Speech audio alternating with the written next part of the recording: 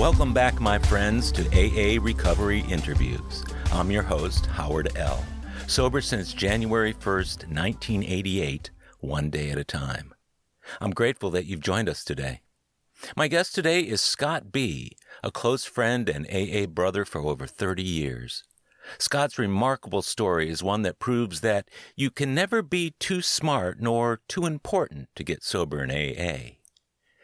With his Ph.D. in neurobiology and an accelerating career in medical research, Scott thought that his intelligence, ego, and iron will could shield him from alcoholism and addiction.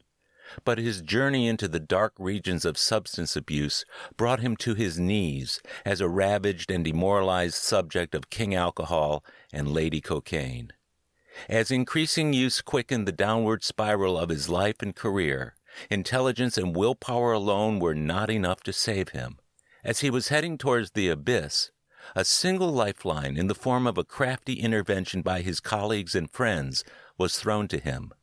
Clinging on as only the hopeless can, he finally let that lifeline pull him into treatment and ultimately into AA. After nearly 33 years of sobriety, Scott reflects on that crucial turning point that grew into a brilliant career, a fulfilling life, and daily service to others. His wondrous story is one that needs to be told. More importantly, it's one that needs to be heard by anyone, anywhere, who reaches out for help. I'm thrilled to welcome my very good friend, Scott B., to AA Recovery Interviews. My name is Scott, and I'm an alcoholic. Hi, Scott. I'm so glad you joined us today here on AA Recovery Interviews. You and I go back a long time. We do, Howard. We're the class of 88, and that's right. I follow you by a couple months. You're the dean of the class of 88, and I'm always, always proud to be 2 months behind you. Well, I love it when you and I are in meetings together and we kind of take stock of how many of the class of 88 are in the meeting with us. And I think we've had as many as a total of 7 of us in one meeting at a time, which is really amazing. But I think we go to so many meetings, the same meetings together, that we see each other several times a week. I think we first met, if I'm not mistaken, we first met at an AA retreat back in about 89 or 90, maybe 91, something along those lines. You were going to retreats all the time, weren't you? I was going to at least 2 a year. And I tried to go to the ones where Francis Yeager was at. And I was a member. My home group at the time was the Alder Street Men's Group on Monday night. Yeah, I remember that meeting. That was I didn't go to it all that often, but I do remember it had some of the icons of our local AA in there. For those listeners who may be not aware of or familiar with what an AA retreat is, how, if you were telling somebody about it in a little elevator speech, what would you say what a retreat is about? Well, Howard, it's a 2.5-day gathering of the fellowship where 72 men come together in a beautiful location. And the format is lots of fellowship, meals together, lots of time to talk with each other. There's space to do step work. But the official format is covering each of the 12 steps. On the Friday night, we cover 1, 2, and 3. On Saturday morning, we cover 4, 5. Saturday afternoon, 6 and 7, 8 and 9. Then we finish 10 in the evening, and then on Sunday morning, in a beautiful way, we do 11 and 12. That's right. And you know, I've been to a retreat virtually every single year since I've been sober. So I've been to more than 30 of them over the years, not quite as many as you have. But that Saturday is especially a good day because there's a break in between steps 4 and 5 and 6 and 7 of about 3 hours for people to work on their 4th and 5th steps. And that's an important thing to do. So I always recommend to guys I sponsor and other people that they go to a retreat. It's a good way to get a lot of AA at one time. It's a great way to kind of recharge a program that needs a little bit of recharging and is about as close, Scott, as living within Alcoholics Anonymous for 48 hours. I've always fantasized about how great it would be if all of life felt like an AA meeting. Well, when you're on a retreat, it feels that way, doesn't it? It does. And I'll give a little ad. I believe the next men's retreat at Holy Name is February 3rd, and I'm already signed up for it. Yeah, that's a very popular one every year. Start the year that way. Right. So you've been sober. Your sobriety date is? March 1st, 1988. And that's March 1st because it was a February 29th of that year that you got actually sober? How did that work out? Yeah, my intervention was on February 29th, 1988, which is a leap year day. And I had actually used the day before. I was sober that morning, and my intervention occurred a little after 1 o'clock on the 29th. But after I got to treatment, I was resistant to even calling myself an alcoholic for a while, so I didn't necessarily lean on a particular sobriety date. But after I was there a while and had gone to a lot of meetings where men announced their sobriety dates, I officially adopted March 1st so I could celebrate every year instead of every 4 years. So one of the great things about having a birthday, because mine is January 1st, but one of the great things about having a birthday on the 1st of the month is that by the time the birthday meeting of the month rolls around, usually it's the last meeting of the month, I've only got 11 months to go until my next birthday. It makes for a very interesting calendar. Yeah, and if you have an ego like mine, you get to if I go to 4 meetings a week times 4 weeks, I get to announce myself and hear applause 16 different times. Yeah, I know what that's like, especially when you go to a club meeting and they're asking every day, does anybody have a birthday? Yeah. You get clapped for a lot. So your sobriety date is March 1st of 88. I always like to to get a perspective to look at the backstory a little bit, what it was like for you, just kind of briefly, growing up and the trajectory towards drinking and other things, and then the point at which the turning point for getting sober and the realization. Could you kind of give us a picture of what that looks like for you? I'd be glad to. Before I start, I have a tradition, and I say, God, help me put my ego aside and be with you. May the words of my mouth and the meditations of my heart be acceptable in your sight, O Lord, my strength and my Redeemer. That's beautiful. I would say amen to that. Absolutely. So I was born in 1943 in the middle of the war in a small town in Ohio. I'm the grandson and the son of a physician. My mother has a Ph.D. in sociology, or I should say had. Very shortly after I was born, my father left and spent 2 years in the service in the Pacific as a medic. Very traumatic experiences for him. Traumatic for me as well because I had no father for 2 years. During that period of time, my mother was depressed. I think she surrogated me a bit. I felt alone and lonely as a child. I invented an imaginary friend called Bobby. And when my father came home, it wasn't like I felt like I was alienated to him, but he was an incredible man. He's my hero and will be forever and ever and ever. Kindest man in the world, great doctor.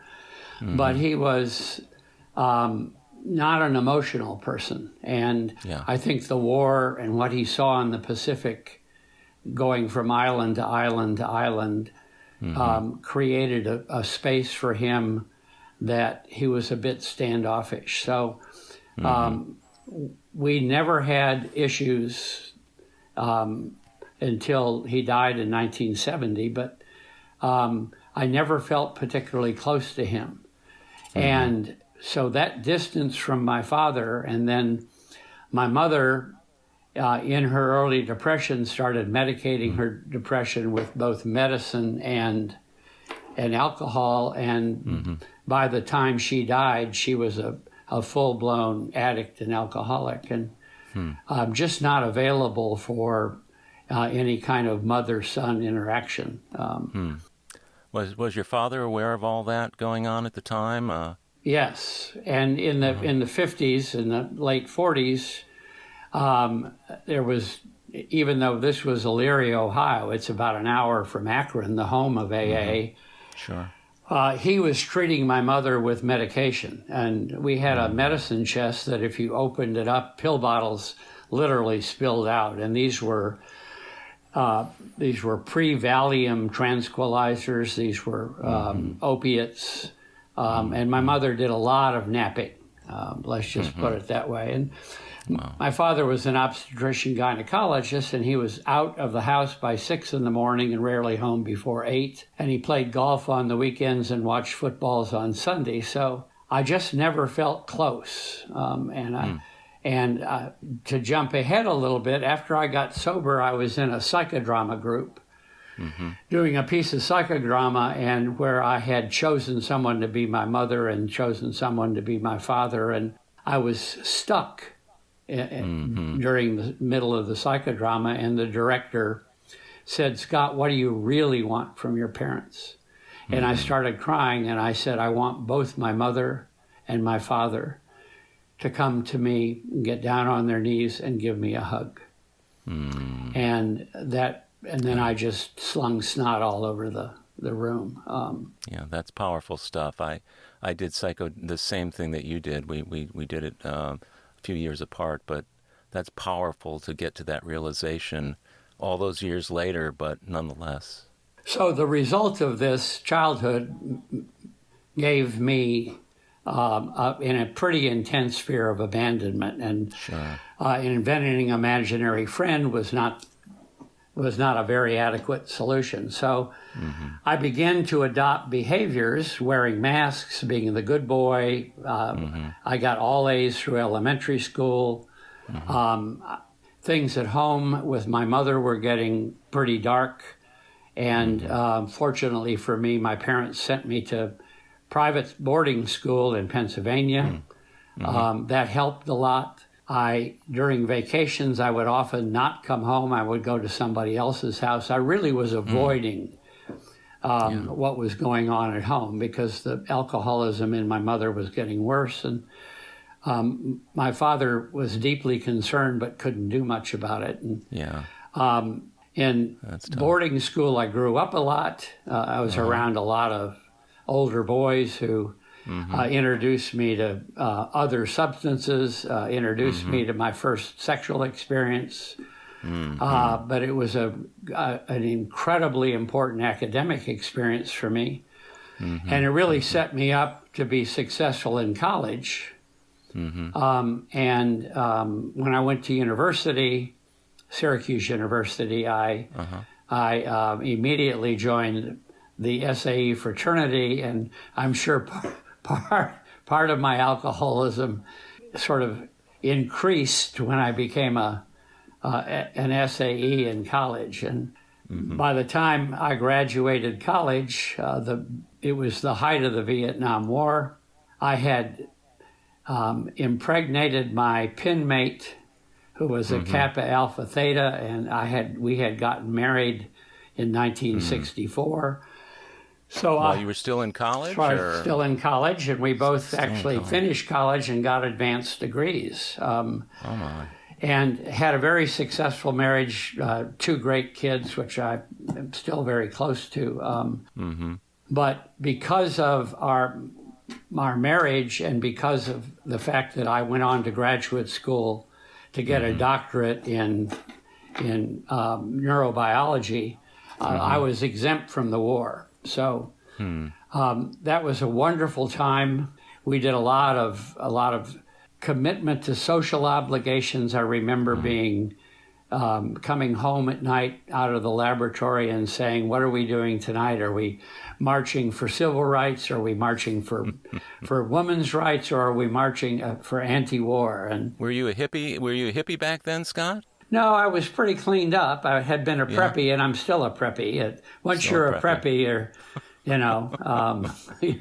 it's khakis and button-down Oxford cloth shirts and penny loafers. But is it safe to say that you learned to drink at prep school, and you perfected the art in college and graduate school? absolutely right on, Howard. Correct. Mm-hmm. And then when I finished my doctorate, I had the opportunity to do a postdoctoral fellowship at UCLA. And I took that opportunity, and my whole family moved to Santa Monica, where I really got serious about my career in medical research, and had a wonderful 4 years there. And at the end of my fellowship, I was offered an opportunity to stay at UCLA, or I was recruited by a number of other institutions. I chose Baylor College of Medicine because they offered me an opportunity to begin as a leader in forming a research group in the ophthalmology department. And at the time, I was studying the retina of the eye, which is a slice of the central nervous system, essentially. So I chose Baylor, and we all moved here in 1973, and I was divorced shortly thereafter. So that brought you to Houston. Correct. During the time that you were out at UCLA. It sounds like maybe the alcohol and whatever other things you were doing were put on hold, or were they toned down, or were they intruding on your daily life back then? I was acting out rarely. I would drink when we had lab parties. I began philandering on my wife. I was working very hard, very often in by 7 a.m. and not home until 10 p.m. I really was focused on my career, and I was fortunate enough to begin some work that gained national attention, and which is why I got recruited to Baylor. And then at Baylor, I got very serious and formed a lab and was gifted with getting a number of grants, a big NIH grant, what's called a Career Development Fellowship. And so by the end of the 70s, I was at the pinnacle of my career. I was divorced by about 2 years.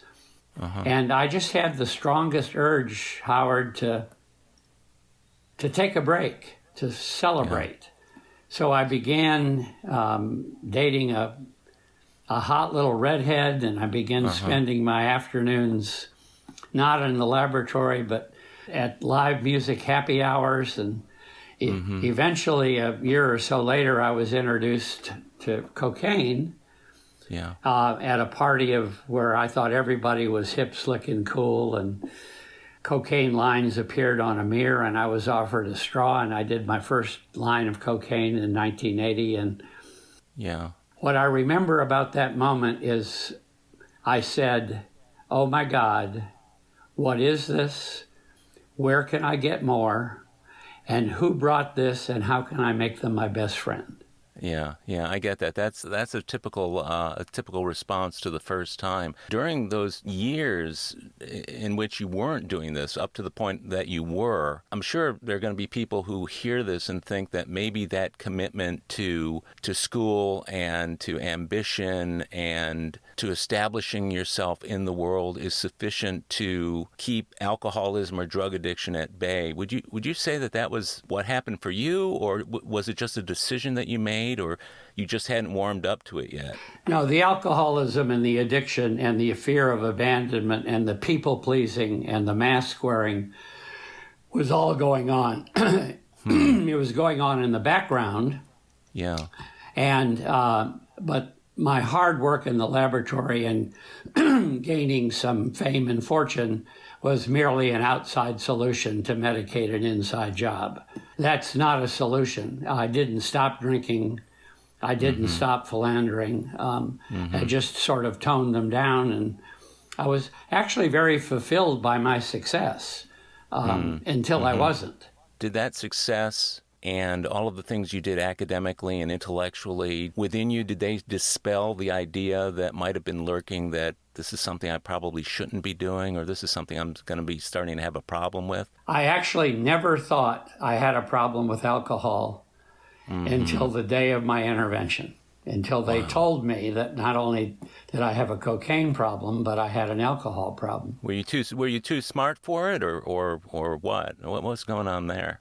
Well, it's ego. I thought, it's not really that bad. And, I'd been severely drunk, and as an SAE, it was standard to find yourself in a cold shower on Sunday morning after a 3-day alcohol binge. So I was drinking like an alcoholic and just denying it, that it was a problem. So that's common, though. I've noticed it over the years. I'm sure you have too. That one of the sayings is, you're never too dumb for AA, but you might be too smart for it. I know it was that way for me just because I thought I'm a bright guy. I've got willpower. I know what I'm doing, and what I'm doing is drugs and alcohol. But at least I know I'm doing that, and the knowledge of the fact that I'm doing it means that I will be able to use that same intellect to stop it if I need to. And I had a huge ego because of my scientific success. Sure. And therefore I was my own higher power, and I was in control of everything in my life. So.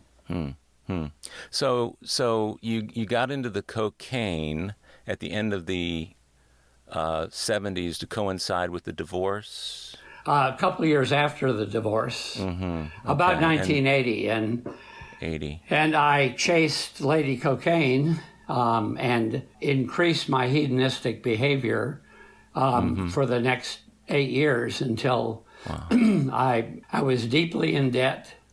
I had 7 warrants for my arrest by the time of my intervention. I had 3 banks were suing me for money I had borrowed on my signature.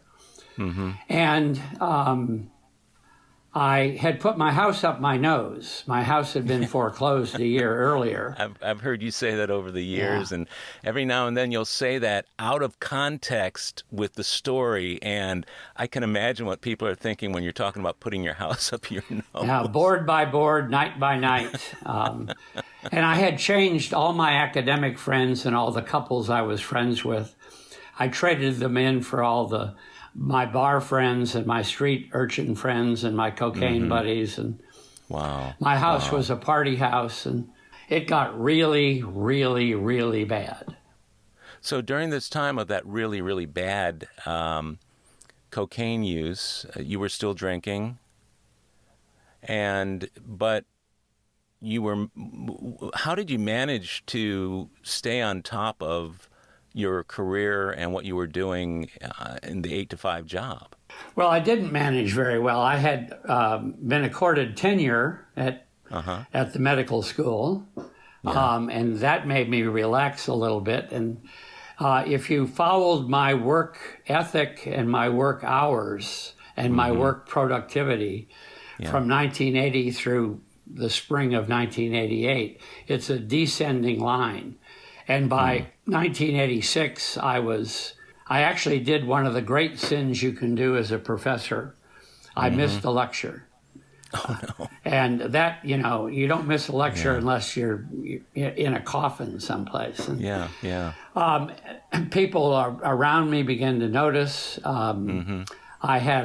had a laboratory party in my lab, and I got extremely drunk, set a fire alarm off, tried to take everybody in my laboratory home to where we could do cocaine and continue. I was certainly not hiding my addiction or my alcoholism. Yeah, I've heard you refer to it over the years as hedonistic behavior, and I think that's a great term for that kind of behavior. It surely was. I had no standards of moral and ethics at all. Now, you mentioned earlier that you didn't realize that or accept, or your ego didn't allow to enter into the idea that you were an alcoholic, or were you starting to connect the problems that you were having in your job and elsewhere with your use of cocaine and alcohol, or how did you reconcile that?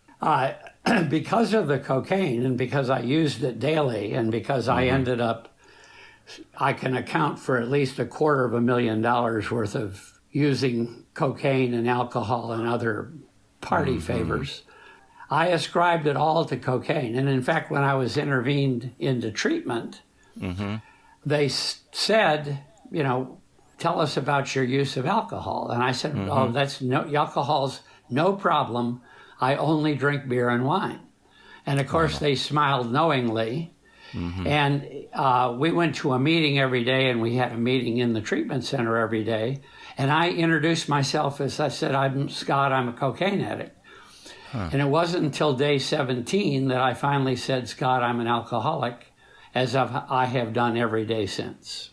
So is it safe to say that as people will in an AA meeting, just to kind of level the playing field, that you were using cocaine alcoholically? Yes. The use of cocaine requires such focus, and it's so intense that you don't realize that you're doing it in the bathroom while you're spending 4 hours at the bar.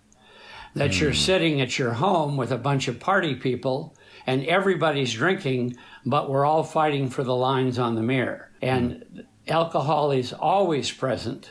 It's just, it's sort of taking second chair to the primary drug of choice.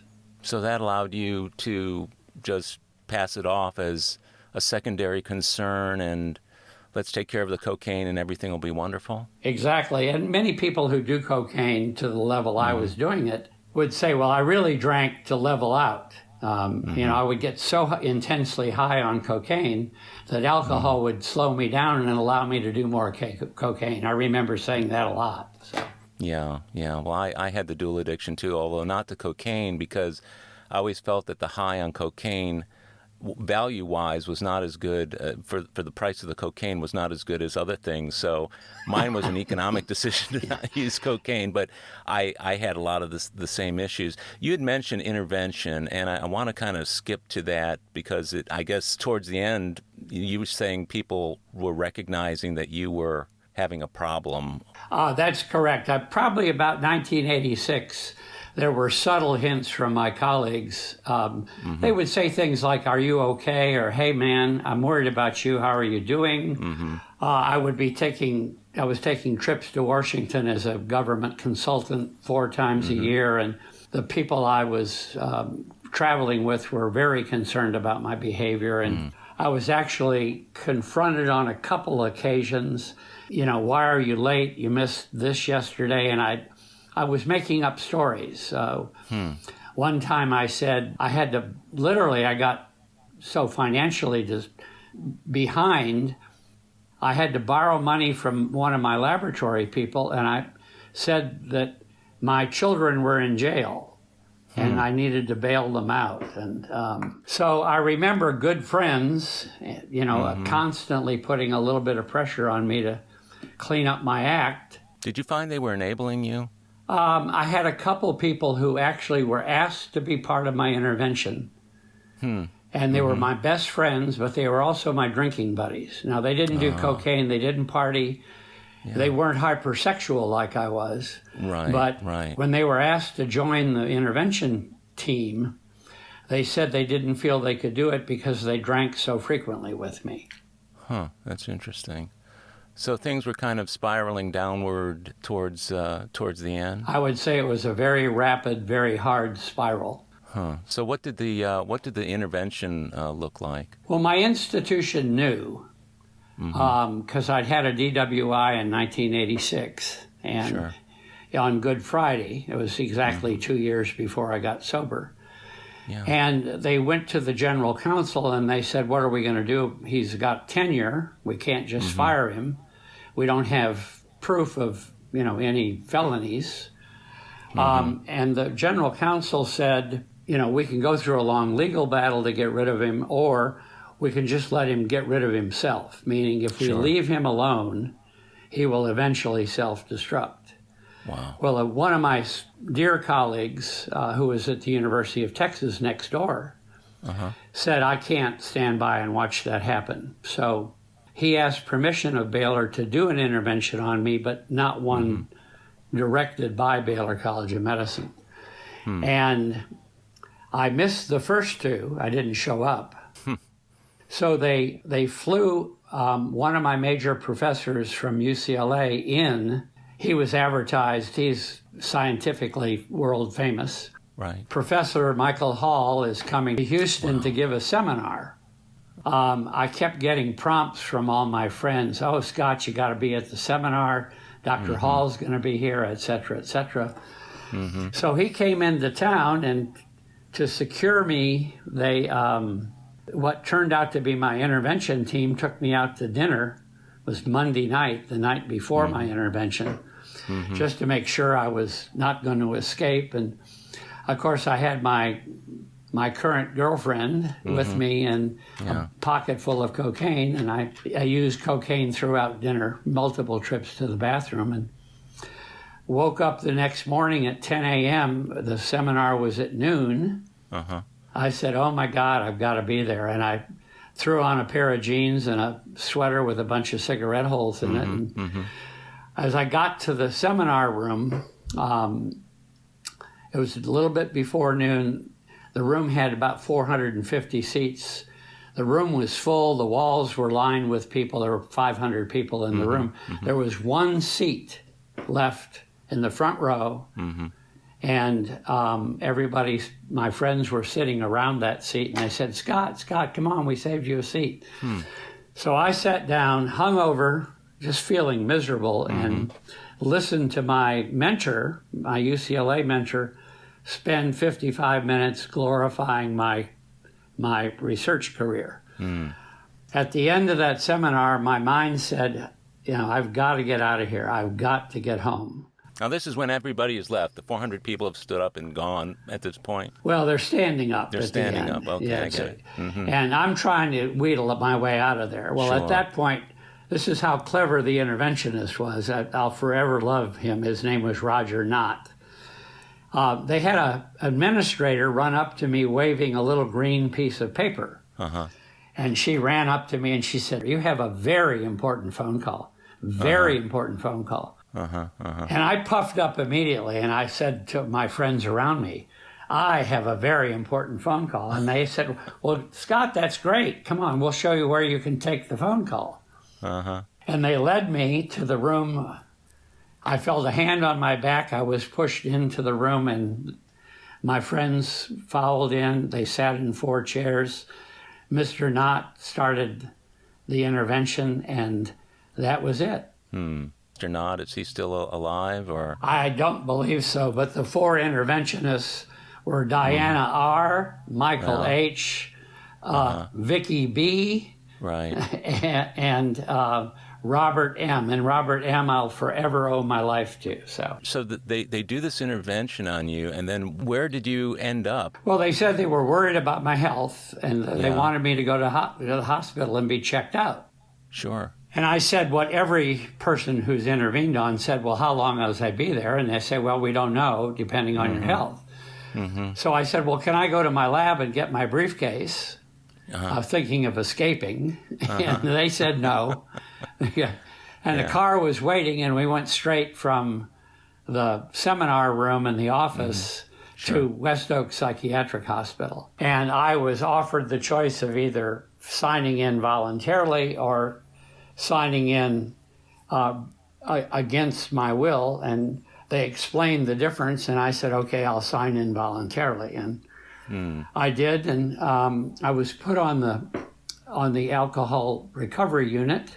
The medical director came by shortly after and kicked me in the ankle. He knew I was coming. They'd told him my story. Sure. He said, why are you here? And I said, I guess I have a little problem with cocaine, so... We'll be right back. My friends, if you're enjoying listening to this show, I'd like to invite you to check out the Big Book Podcast, the free audio version of the first and second editions of Alcoholics Anonymous. It's an engaging and inspiring word-for-word reading of all 11 chapters and personal stories, including more than 50 original stories that were left out of the third and fourth editions. If you've never read the first or second editions, these amazing stories will be brand new to you. Subscribe to the Big Book Podcast on Apple Podcasts or wherever you get your podcasts, or visit bigbookpodcast.com and listen to your heart's content. And share it with your friends, sponsees, and anyone you know who has a desire to stop drinking. It may be the only version of the Big Book they ever hear. Okay, we're back.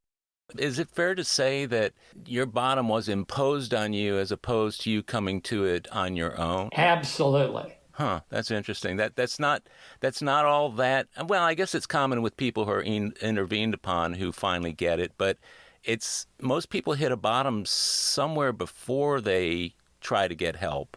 But your bottom was right adjacent to that help, wasn't it? Well, the backstory for that is about 1986 when the debts were mounting and I was in trouble with the bank and I was borrowing $50,000 just on my signature and all of that went up my nose. And sure. I borrowed money from my sister claiming I owed the IRS money and I knew I was in trouble. And I thought it was cocaine. And I would do one evening that I talk about a lot. I was just deeply, deeply afraid of continuing to use. So I came home about 7 o'clock from the lab, and I decided I was not going to call my drug dealer. So I took the phone. It was an old desk set with the push buttons. Sure. And I taped it up with duct tape. So I couldn't use it. And about an hour later, unfortunately, I went to the fridge and there was a little wine left. And after a glass of wine or two, I decided that I needed to call my drug dealer. So I took a knife and cut off all of the tape so I could use the telephone and call him. So there was some awareness that I was in deep trouble. But cocaine addiction is beyond my ability as someone who is a neuroscientist. It's beyond my ability to tell you how powerful that addiction is. So here you are, this hotshot professor, going to a psychiatric hospital for alcoholism and cocaine addiction. What was that like? How long were you there and what was it like? It was horrible for 17 days. As I was in denial about the alcohol, I didn't like it. My kind of people were not there. I didn't fit in. They came up to me on day 16. A wonderful counselor of mine, Joanne C., put her arm around me and said, "Scott, we're really worried about you. You're not doing very well. If things don't start to go better, if you don't get a sponsor, then we're going to have you leave." And Baylor had put me under a 2-year, very restrictive contract that said if I left treatment early, I would be fired. And they had every right to do that, tenure or not. Yeah.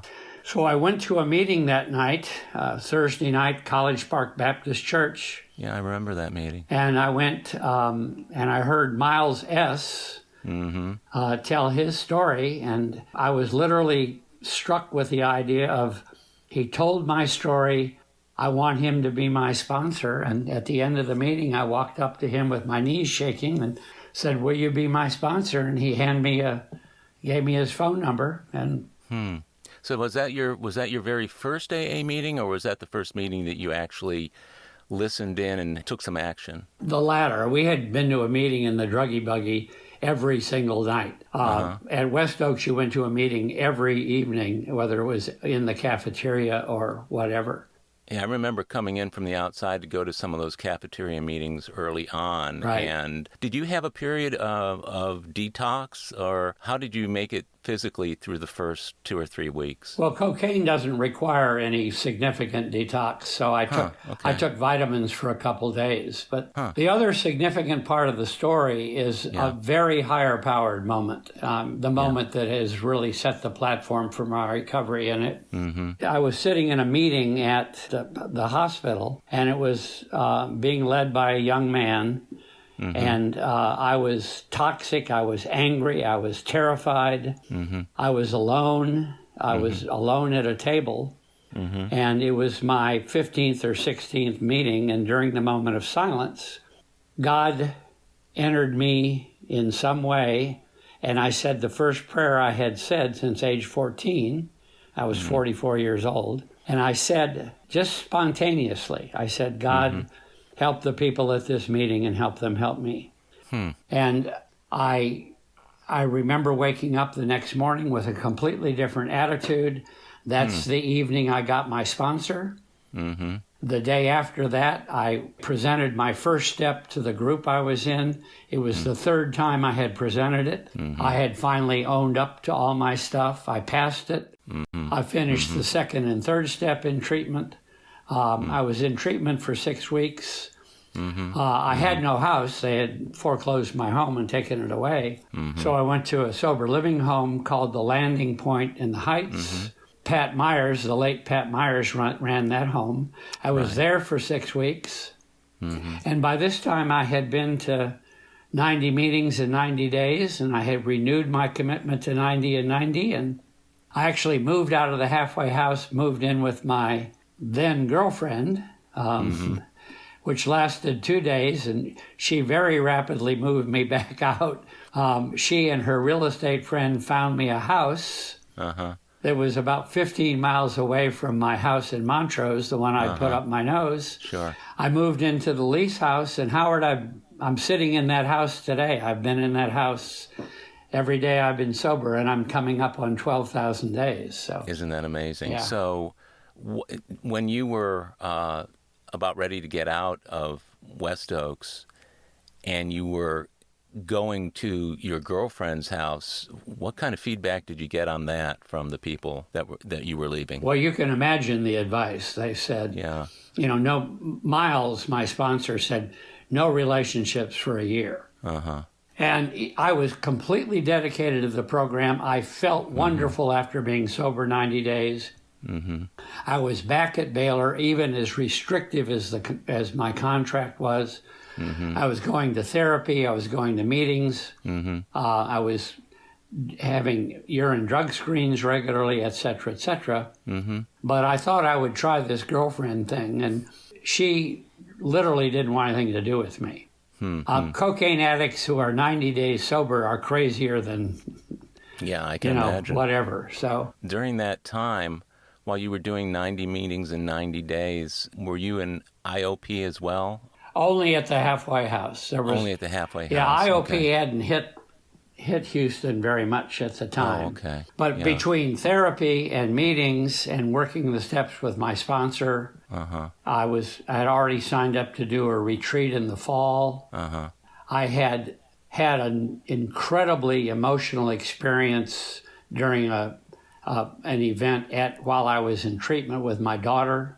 That is also the second level of the platform of my recovery, and she literally busted me in front of about 60 people. So I was really committed to recovery, and moving to my own lease home was something I was willing to do. I didn't know how alone and lonely I would be, but I filled the time by going to as many meetings as I could, and being part of the Alder Street Monday night men's group was tremendously helpful. So it sounds like you had quite a bit of ego shattering during that time. I was curious as to how important sponsorship was to you in the early days, as well as that ego deflation that's so necessary for us. Well, my ego deflation happened through the pathway of humiliation to humility.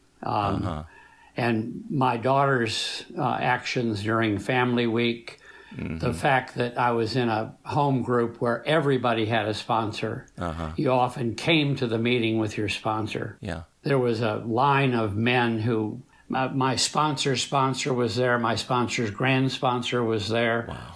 I became friends with a man who eventually became my sponsor after Miles moved to Austin. So I was surrounded by men who had integrity, who believed in in working the steps and really working the steps, who believed in sharing from the heart and not hiding anything, dropping the mask. I was gaining traction back at Baylor. I was showing up for work. My two children were back in my life. So I was really on a pink cloud. I can imagine. Looking back at that point, while you were on that pink cloud, did you give it much thought that this was going to be a long-term proposition, or were you thinking, like I thought early on, okay, I'll do this for a period of time, but then I'll get to the point at which I won't have to do it? Did you have that occur to you at all? Well, I was pretty willing not to ever do cocaine again. It had been such a destroyer of soul and life that I was... But I did have in my mind for probably the first 9 months or so that I would reach a point where I could have a drink and drink safely. And it was only through working the steps and reviewing the fact that I started drinking at 12 and I got thrown in jail in Fort Lauderdale at age 14 for drinking and had some horrific experiences in prep school and college. And I realized I was as destroyed by alcohol as I was by cocaine. So were you identifying yourself early on in AA? Were you identifying yourself as an alcoholic or were you the cocaine addict who wouldn't talk about alcohol? How did that look in the early days? After day 17 and every day since, I just say I'm Scott B. and I'm an alcoholic. Yeah, you were never one of those andas. No, it's all an addiction. It's all neurochemistry. And I don't see when people say I'm an alcoholic and an addict, my ego says, you ought to stop and tell them that that's redundant.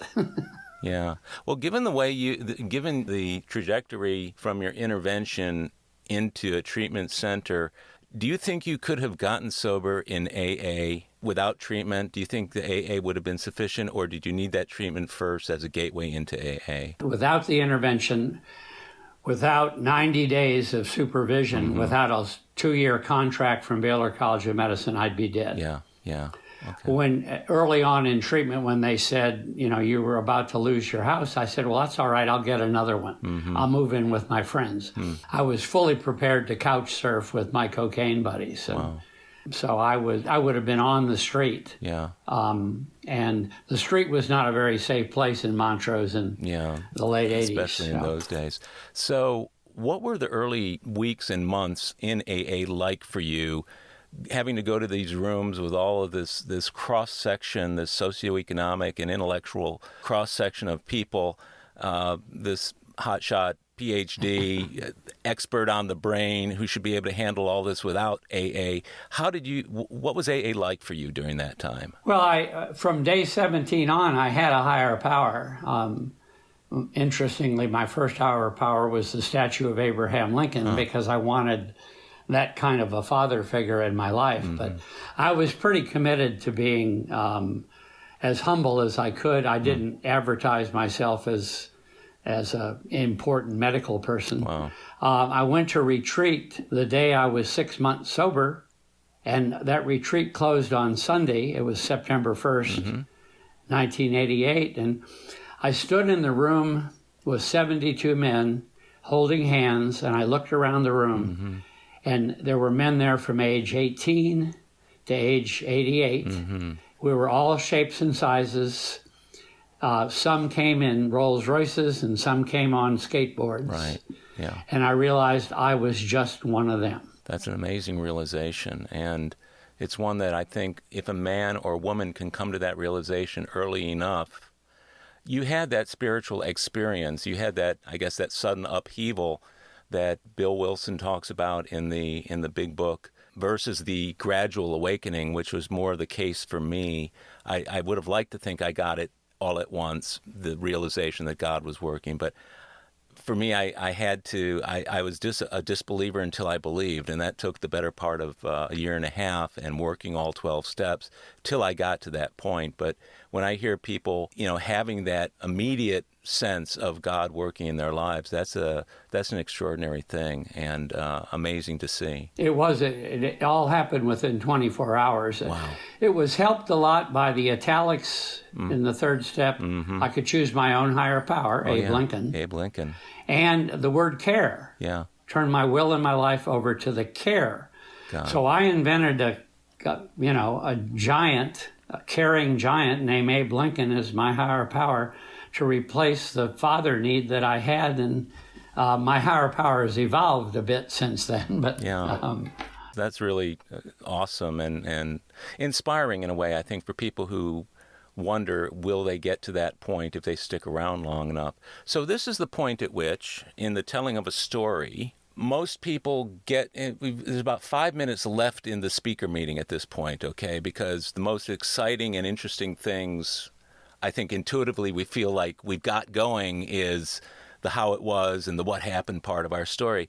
But you've been sober 3+ decades, and a lot's gone on since then. And I'd like to kind of turn to what sobriety had looked like in the first 5 or 10 years, maybe into the next decade. What were milestones for you in the recovery? Where were places that you hit roadblocks, where you gained a realization that you might not make it, or that, yes, you would make it? Could you go into that a little bit? Well, I don't know whether I'm proud to say this or I'm embarrassed to say this, but I've had a truly blessed 32+ years of recovery. Mm-hmm. In 1988, I was a drug addict at Baylor College of Medicine. Mm-hmm. I became a senior dean in upper administration at Baylor in 1993. So wow. I in 5 years, went from drug addict to dean. Mm-hmm. I began doing service. I took intervention training. Mm-hmm. I was helping other people. Mm-hmm.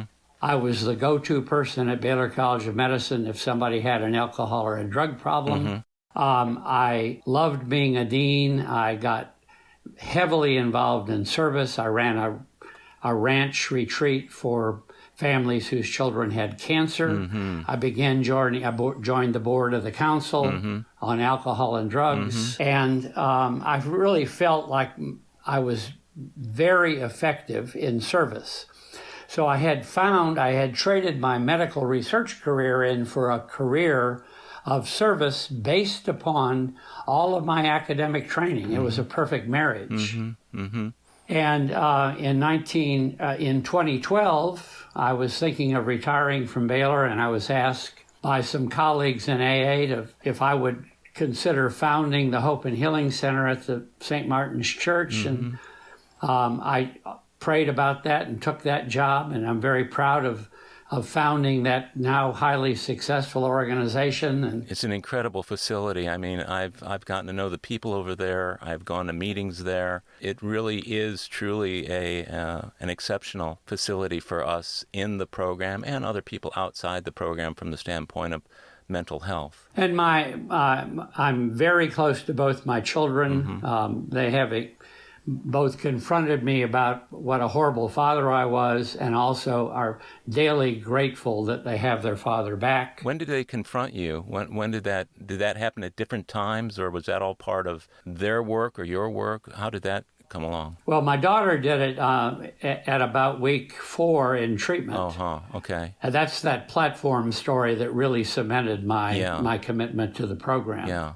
And my son came along very shortly after that. We're the best of buddies. We're sailing buddies. And I've renewed a friendship with actually both of my ex-wives. I've skipped over the fact that I got married in recovery mm-hmm. and got divorced in recovery. And mm-hmm. I've now retired from the Hope and Healing Center and from Baylor College of Medicine. Mm-hmm.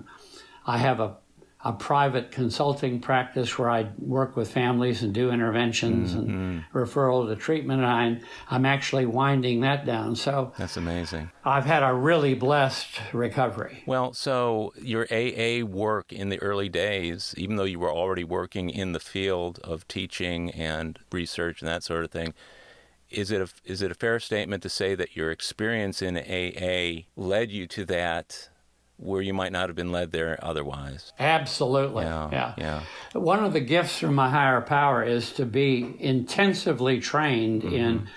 in the workings of the brain. Mm-hmm. I was the one who gave the lectures on the neurophysiology and neurochemistry of addiction to the medical student. While you were using and drinking yourself? Yeah, there's a tape of me lecturing while I'm high on cocaine. And so to have that kind of background and to have, I have an intense research project with one particular alcoholic over the course now of 77 years, and that's myself. Yeah, I get that. I was curious how working in the field and all these extracurricular things that you're doing, how did they affect your AA program with regard to pride and ego and humility? How does your disease feel about all this other stuff that you're doing out there? Well, my ego is still rampant. I'm still, one of the things I say frequently is I like to present myself as the Wizard of Oz, and what I really feel like is the little guy behind the curtain. And the truth is I've come out from behind the curtain. I'm as open and honest as I can be about my addiction and my recovery. But there's always a little bit of a judgment inside me about, do I really belong here? Are the people in this meeting, do they live up to me? And I've still got an ego that burns inside. Is that something you've noticed burning all along, or have you noticed it more in the later years of your sobriety? Probably early on it was worse, and now I've just, I love people, helping people, whether they're trust fund babies or whether they're living on the streets. And because I recognize that after March 1st of 1988, without the intervention, I would have been on the streets for the rest of that year. Yeah. I was curious if you could go back in time, let's say 35 years or more, what would you tell the Scott at that point, based on what you know now, that would make a difference to him? Well, in hindsight, what that man needed was assurance that he was okay, that he didn't have to wear masks, that he had not really been abandoned by his mother and father. Yeah. And I did a lot of therapy work. Yeah. I did the John Bradshaw Rescue Your Inner Child, to the point where when my inner child saw me coming, he ran away and said, stop, we've done this 10 times. I was intensive cognitive behavioral therapy. I did 2.5 years of weekly psychodrama. Sure. I have explored my relationships with self, with my mother and my father, to the point where I feel just completely comfortable about it being who I am in my own skin. And you project that. There's a kind of a quiet confidence to that I always see in you, and a gentleness that can only come out of doing that kind of work. The thing I think that's important with you saying that in this format that we're in today, talking about it, is that AA is but the beginning for some of us in the self-revelatory process. And my story is very much like yours in the sense that after I got sober, I was open to things like psychiatry for clinical depression that I had resisted all along and drank and used drugs over. And I still have clinical depression, but it's treatable and I can manage it. But all of the other work that I would have been completely resistant to, AA opened me up to it. And there were a lot of people along the way, Scott, maybe some of them did this with you, who said, you don't need to go do that. AA's got everything you need. You don't have to go. You don't need to take antidepressants, because when you get depressed, just sing a happy song or, write about it or go out and run 20 miles or whatever, which isn't the way that you deal with clinical depression. It's the way you deal with the blues. But there's a lot of advice in AA, and I'm not impugning the integrity of the program. I'm just saying that some of the most well-meaning people can take a look at what's going on with an individual and kind of jump to a conclusion. Well, there's certainly a lot of people who poo-poo things other than meetings. Yeah. In fact, they even poo-poo people who went to treatment. I'm a medical researcher at my core, and therefore I wanted to research every adjunct to my own recovery that I could, including therapy, including retreats, including psychodrama, including, virtually everything. I took great pleasure in literally finding something new to try, like psychodrama, or like, let's go to another retreat, or let's go on a sober vacation and learn from the real gurus that are speakers at those meetings. And you were a regular at that, weren't you? Didn't you go on those sober vacations on a regular basis? Yeah, I did about a dozen of them and formed a really deep, rich friendship for about 10 years with Paul Oliger, the author of Dr. Addict and Alcoholic. So there is life after AA, as you and I both know. But one of the difficulties I think I find, and I want to get your perspective on this, when I'm talking to people who are relatively new, whether they're young and new or older and new, I almost feel like the fact that I've been sober as long as I have, and the fact that I know a lot of people and a lot of people know me, that it almost becomes a barrier to people either wanting to approach me, or if I approach them, to them wanting to hear what I have to say, because, man, I'm at 2 weeks and you're at 32 years. How can you possibly identify? How do you feel about that? Well, I'm always really, really, really warmed when young men with 2 weeks reach out to me, and I'm sure they see me as a father figure or as a grandfather figure, and they see something in me that I don't see in me. That's interesting. They see someone who's kind and comfortable and warm, and I don't see that in me. I still see myself as ego-driven, selfish, and self-centered. But those young men have come to me for help, and I love working with them early and then passing them on to a good sponsor. So that's been very rewarding. And the love that I feel from my own children, and now my grandchildren and my great-grandchildren, has been very rewarding. That's really wonderful. I wanted to ask you if you could identify for our listeners a couple, maybe 3 times in your sobriety where sobriety and AA pulled you out of the fire or away from the abyss.